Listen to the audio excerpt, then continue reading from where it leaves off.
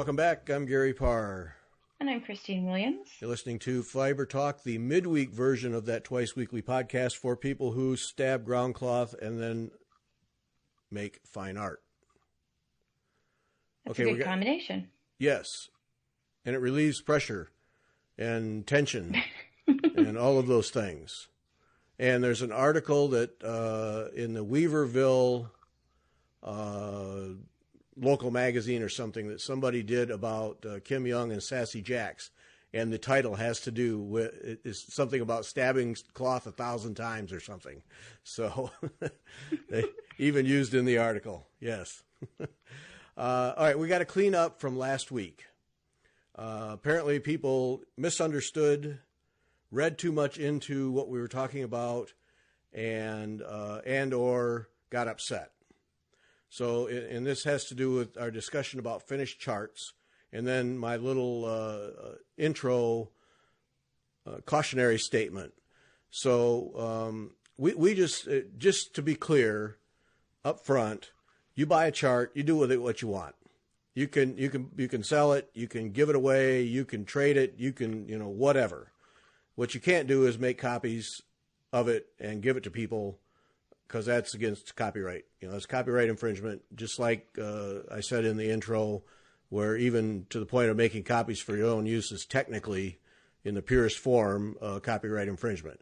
But you buy it, you do what you want. You give it away, sell it, trade it, whatever. And we were not saying that in any way, shape, or form, that you couldn't do that. I've done it. You've done it. I've received charts from people because they didn't want them anymore. No qualms whatsoever. That's not what we were talking about at all. And right. We were just going to really a kind of a different level in talking about what does that mean for designers? Is it a concern that you might, it's another sale a designer might not get, but no, it's your chart. Do with it what you want. Mark it up, cut it up. I don't care. None of us cares. I think so we fell into the trap of what we do, and this is perhaps I don't know if it's a bad thing, but we tend to explore ideas, and I do this in my own head, so I'm used to it, but I don't often share that with other people, I guess. But, in order to figure out how I feel about something, you sort of explored the idea. You think about all the different possibilities or pathways you could take with an idea. Okay, how do I feel about this? Well, what would it mean if I gave a chart away? Well, this is the 5 different possibilities that it would, 5 different endings. What would it mean if I sold it? These are the different endings that would be. How do I feel about all of those? And, sort of that's how I kind of get to a place of how I feel about a particular thing. It could be a moral thing or an ethical thing, a political thing, or just to decide how to do something, any of those things, really anything. And so you and I will sometimes get into philosophical discussions about stuff like that. And this one was a tricky one because we were weighing sort of the needs of the designer who needs to make a living versus just the habits of people. And, on one hand, we want to make sure that the designer makes a living. And someone had made the point that, sometimes giving a chart away is as good as selling one because, you give a chart away, like, sometimes that's why does promotional, T-shirts and mugs and all those things, companies make those at a loss and they give them away because, well, if people like the logo or the thing, or samples, free samples, they do that because if you try it and you like it, then you'll buy more. So if you give a chart away that's been stitched already and somebody enjoys it, well, then they'll perhaps buy others. So maybe giving a chart away is a great way to, have somebody say, oh, I've never stitched that person's designs before and I really liked it and I wouldn't have picked it up before. But in fact, now I have a new designer that I like. So that's another way we hadn't thought about it. But truthfully, we have to think about what's human nature and what is our habit and what is one of the things about our hobby that has drawn us to it and how we've been I think one of the more loving parts of it is that this is something that we pass down from generation to generation and from friend to friend. Uh, and so the idea that we couldn't give from one person to another, I stitched this and I really loved it and I would love to share that with you. The idea that we couldn't do that or that we would say, no, that's a bad thing to do would be terrible because that's some of the greatest joy that we get out of this, isn't it? Is to share that and to say that that part of it is wrong. I think is that would really take a lot of the fun of this and the loving part of it out, and that would be very sad for me. So I'm glad that we had the opportunity to sort of clear that up.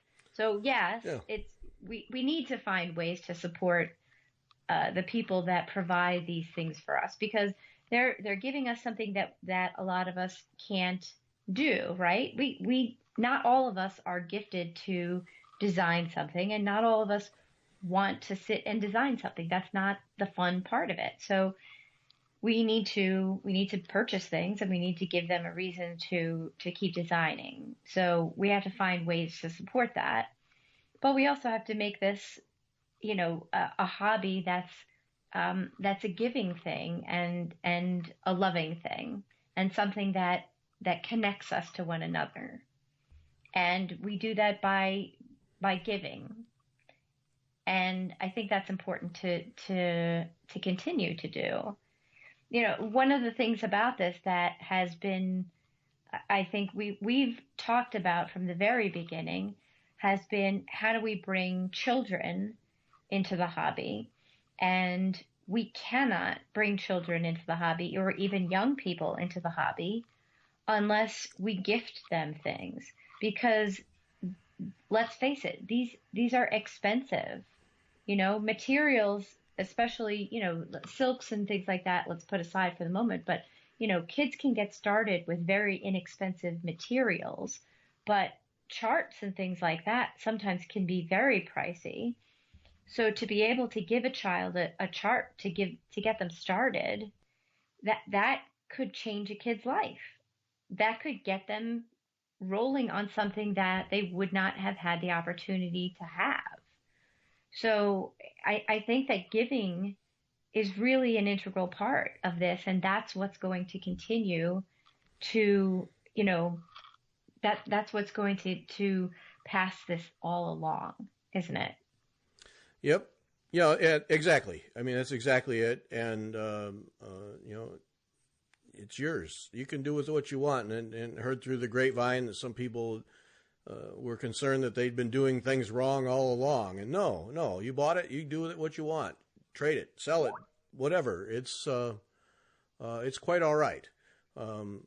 Yeah, and I think a lot of that is we both have scientific backgrounds, and you do science every day, and I'm an editor. I analyze every word and every sentence that gets printed, and so it's kind of our mindset to explore these things, and that's it's what we're doing. We're just looking at, well, what about this and what about that, like you said, but the law allows you to do these things, but it also does not allow you to do other things.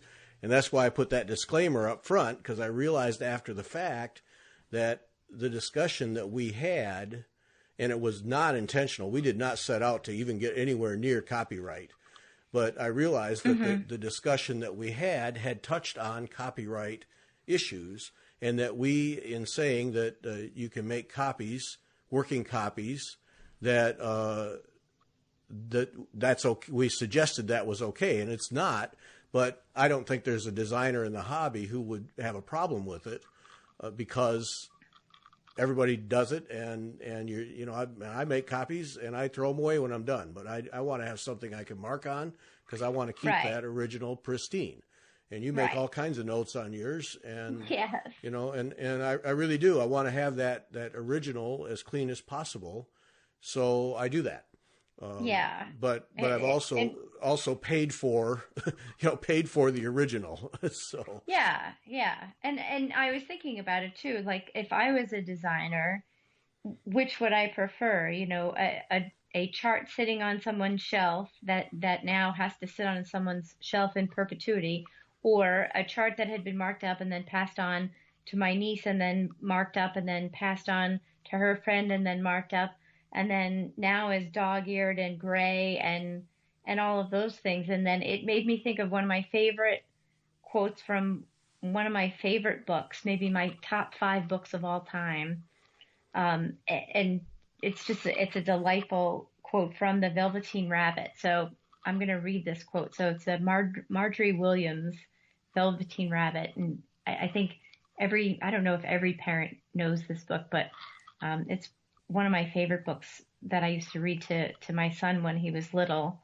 And now he's sick of it because I've read it too many times, but it's the horse, the skin horse is talking to the rabbit who's trying to understand what it's like to become real, as opposed to, just being a stuffed toy, and the skin horse has become real.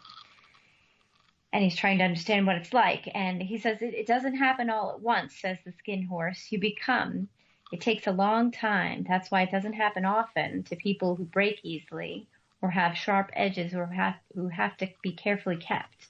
Generally, by the time you are real, most of your hair has been loved off and your eyes drop out and you get loose in the joints and very shabby. But those things don't matter at all, because once you are real, you can't be ugly except to people who don't understand. So to a designer who would understand, and to a stitcher who would understand and would get that chart and would see all those marks, and to see the history of all the people that had read that and stitched it. Think about getting a chart that was 50 years old or 100 years old, and to think about all the people that had stitched it before you and all the different types of little changes they would have made, and all the times that piece would have been stitched and made real. What an honor that would have been. Yep. Okay, there we have it. Give your charts away. You're done. But now, okay, yeah. Now the original question that launched this last week was what to do with finished charts. And I would suggest, if you're going to do something with finished charts and don't have an idea what to do, Michelle Garrett, Bendy Stitchy should be your target. If you're not following the Michelle Garrett FlossTube videos, I suggest you put that on your priority list, because between her and Arlene, my 2 favorites by far, without a doubt. But you'll recall many weeks, months ago, actually back in the spring, I think it was, we started asking people to buy magnets from Heather, the Imperfectly Perfect Stitcher, who was giving some of the proceeds from her magnets to Michelle's effort to raise money for her Alzheimer's walk. Mm-hmm. And we did that back in the spring, and finally Heather said, enough, I got to take a break, because she was moving a lot of magnets. And then out of that grew an incredible effort by Michelle and by the entire community of auctions and other things, fundraising things, to the point where she raised more than $10,000 for her Alzheimer's walk, which is an incredible sum. To come out of a hobby, the needlework hobby. So that whole thing was such a big effort and such a big success that now Michelle has taken to doing a charity each month. And the November charity hit home for me. The November charity is, and I don't know the difference, but it's apraxia dyspraxia. But if you watch her October 30 video, she has a segment in there from Heather, the Imperfectly Perfect Stitcher, whose son, I believe it's son, suffers or has this apraxia. And what it is, in the shortest of terms, is a kid's mind. It's a child's mind that works just fine, but the connection between mind and mouth doesn't work well. And so it's very hard for them to express and verbalize what they have to say, and therefore to communicate.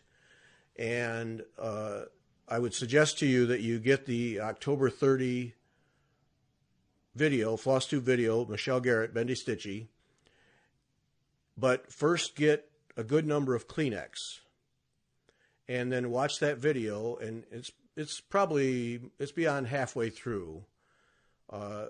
Heather joins and talks about her son and what she has experienced so far, and what they're doing to get her son so he's okay, so that he can not okay, but can function and carry on a fairly normal life. And she says it's going to be typically 9 or 10 years old. These kids are able to grasp things and start to communicate and function. Mm-hmm. And that's after a lot of therapy.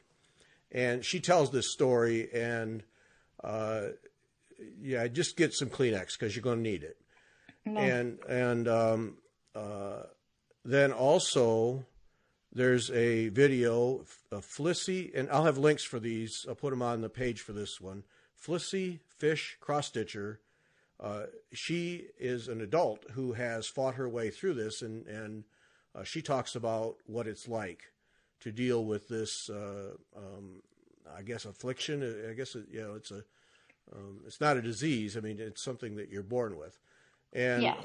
So she talks about that, and that is eye-opening. But what really hit me when Heather was talking is our pastor and his wife, their son, has this.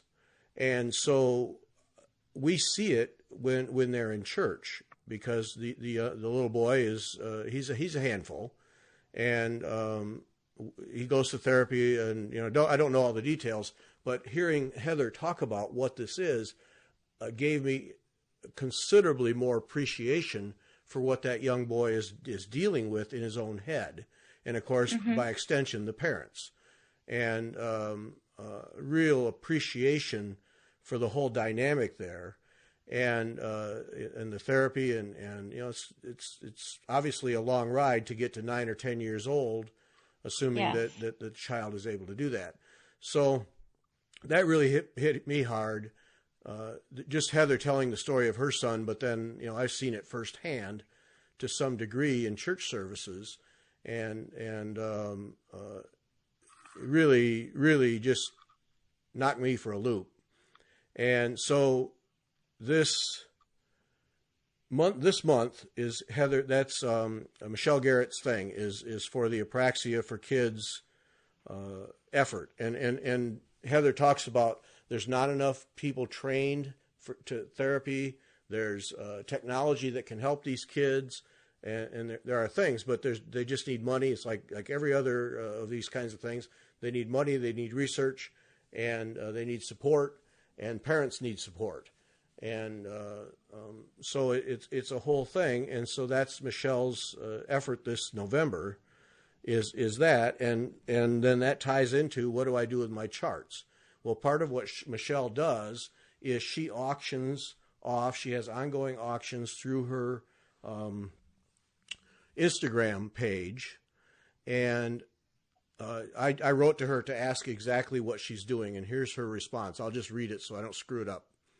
This is Michelle saying this. I'm suggesting direct donations to apraxia-kids.org. And apraxia is APRAXIA. apraxia-kids.org. And then there's a link that she gives, and I'll put that on the page, along with Michelle doing running auctions on her Instagram for items that have been donated. And so you can donate, connect with Michelle. It's not hard to find her, or not hard to find her email address, and you can donate. And then she says, every week I try to put up higher ticket items and lower ticket items to allow everyone to participate and contribute. For next week's auctions, and I just got this, we're recording on Monday, and this is up Wednesday, so I just got this today on Monday. So she's talking about next week. So on next week's auctions, we have a Laura Standish kit, a Disney Dreams kit, a Christmas kit and bag from Caroline of Off the Grid Needle Arts. I always do that. Off the Grid Needle Arts. A BB Jr., a Bitsy Bob Jr. From That's So Kelly Company on Etsy, and a spot on McKenna's April Retreat. And so that's what she has up for auction next week. And so connect with Michelle through Instagram, through YouTube, FlossTube. Watch her videos just as a normal practice. She does 2 a week. Watch them. But she's doing this tremendous thing, and the community of Stitchers is coming together and helping these causes. And this is somebody giving back, and I really applaud her giving back from what we have in this hobby and the community that we have, and all the kind people. And so if you have things that you want out of your stash, Michelle would be happy to have them to auction off. And if you want to help out with this cause or whatever the cause is the next month, Michelle is the way to do it and to make a difference and do it through the stitching community. And I really applaud her. She's a wife, has a daughter, full-time job, stitches, and is finding extra time to do these auctions. And when she does these auctions, she's got to find time to mail out what people buy. Tremendous effort all the way around from her to make a difference for people. And so what do I do with my finished charts? Well, first look, if you don't have something you want to do with them for sure, then look at Michelle and what she's doing, because that's I just think it's tremendous. And this month in particular, the apraxia thing it's just something that touched me, just because of what goes on in my personal life every Sunday. And so just huge applause to Michelle for this effort. And so there's a way. There's a way. Do that. Yes.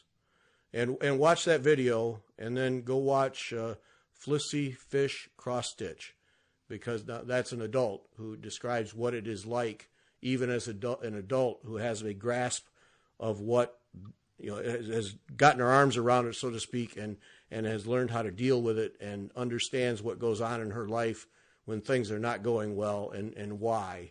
And she describes all of that, and it really is, it's enlightening, and will give you a full appreciation of what she goes through. And I would submit that most people around her, if they didn't know, wouldn't know there's anything, she struggles with anything, but she's managed. She manages it and controls it, and I'm sure she has days where she just wants to just pound on a wall. But it's a powerful pair of stories there that you want to connect with to really understand this, and then I'm pretty sure you'll be motivated to help out through Michelle's efforts. So, there we have it. All right, let's do this. So there's that. And then also, since we're on the subject of charts and things, call your attention to Trish Burr just announced the other day that someone, I think in New Zealand it was, but someone has been buying her charts or taking her charts, her art, and copying it and making up kits and selling them. Now Trish has taken the steps to stop it. But the message from Trish is the only way to get her material, her charts, her designs, is through trishburr.com, through her website. And if you're getting them anywhere else, you're getting stuff that has likely been stolen. I mean, I'll just use the word stolen. That's fair. Yeah. And so if you're going to buy Trish's designs, buy them through her website, because that's where they're sold from, not anywhere else. And she explains in her blog how it works, who you'll hear from, so on and so forth. It's very clear. But another example, as we experienced with Pinterest and Debbie Woodard and many, many others have experienced, There are unscrupulous people out there who are anxious to make a buck off of someone else, and there are people who are more than willing to give them that buck. And I just would suggest on both ends, don't be that person. Buy these things from the people. If somebody doesn't gift it to you or give it to you or something like that, buy them from the proper people through the proper channels and support these designers, because long term we need them. We need them to create, just like we need local needlework stores. We just simply need them if this hobby is going to continue. So, gee, that was a lot. That was a lot.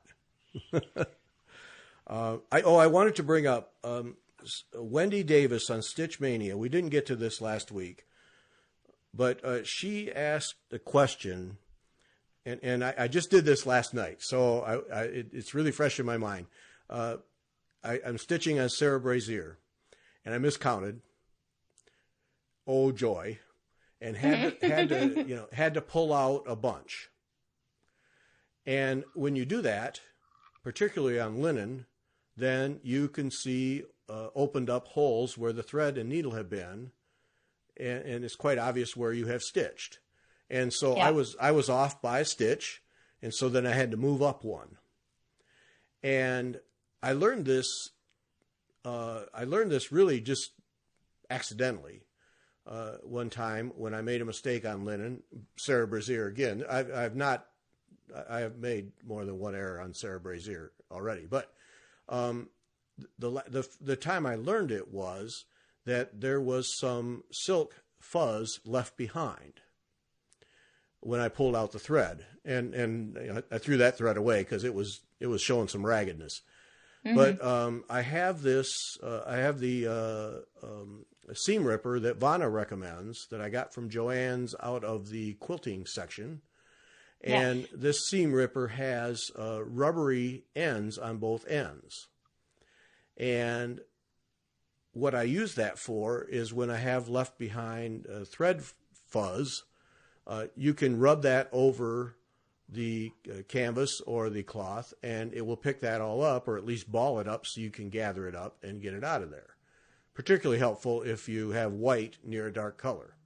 Mm-hmm. So this time there was some fuzz, not a lot, but a little silk fuzz. So I rubbed that rubbery end of the seam ripper over that area to get the fuzz up. And I'll be darned if the holes didn't go away. And because it was pushing everything. That's right. The rubbery end was gently moving the linen fibers back into place. And so once I saw that happening, then I just went and kind of helped it along, just by gently rubbing back and forth. And I would suggest be careful. You don't want to scuff up your linen. But and so every time that happens then, and I have those holes, then I just take that seam ripper out and rub it over the linen, and they go away. The holes go away. There's always a couple, and you can tell. But I figure overall in the handling of tensioning and untensioning the linen, that those things will work their way out. But it takes care of the problem. So I just discovered that by accident, and works like a charm. And that's a good seam ripper to own anyway. So extra little benefit there. But that's how I deal with it. Accidental discovery. I'll take it. Those are the best. Yep. So that was good. I think we're just going to call it right there. I think so. Just abruptly. I think we're just going to be done right there. So there we have it. Sunday, our guest is Susan O'Connor, editor of Inspirations Magazine. Very excited about that. Yes. Yes. If you're not getting Inspirations Magazine, you're missing out. Now I get the digital version. You get the print version. I do. You just got the 100th issue there? Yes. Yes. Mm-hmm. Beautiful little book. Yep. It is a treat. Yep. So that one no one is getting because it's staying on my shelf forever. You bet. I'm just saying. Yep. So Susan O'Connor, we get to talk about that, talk about Inspirations Magazine in general and how they put that all together. And I'm sure we'll find 50 or 60 other things to talk about. So That's Sunday. Thanks for listening. If you're wondering what to do with your charts, give them away. Trade them. Sell them. But keep keep Michelle Garrett, Bendy Stitchy, keep her near the top of your list because she's doing good with that stuff. So thanks for listening. Take care.